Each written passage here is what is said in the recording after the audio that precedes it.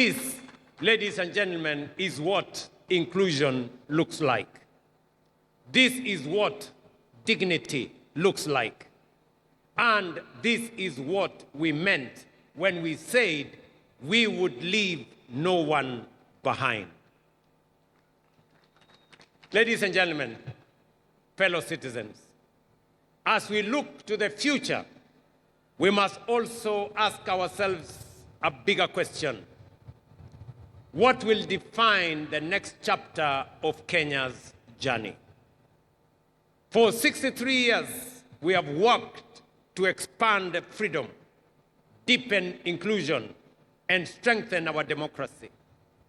Today, our focus is equally clear: to transform Kenya into a prosperous, productive, and globally competitive nation. That is the roadmap before us. A Kenya that will feed itself and export surplus to the world.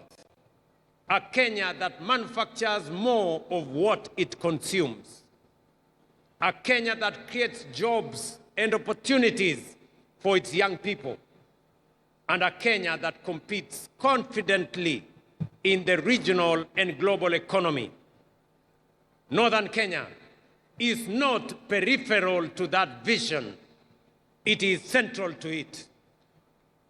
For too long, Northern Kenya was viewed through the lens of scarcity. Today, we recognize its immense potential in renewable energy, livestock production, irrigated agriculture, trade, logistics, and regional commerce. Its strategic location at the crossroads of Kenya, Ethiopia, and Somalia places it at the heart of regional connectivity and economic opportunity.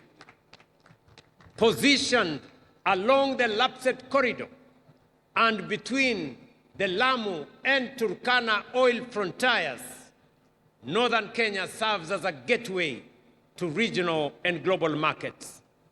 Its people possess the resilience, the enterprise, and the determination that have sustained communities through some of the most challenging conditions anywhere that is imaginable. The future of Kenya's growth lies in unlocking the full potential of every part of our republic. That is why we are investing deliberately in Northern Kenya. Fellow citizens, if we are to unlock that potential, one resource will be fundamental: water. Water means irrigation.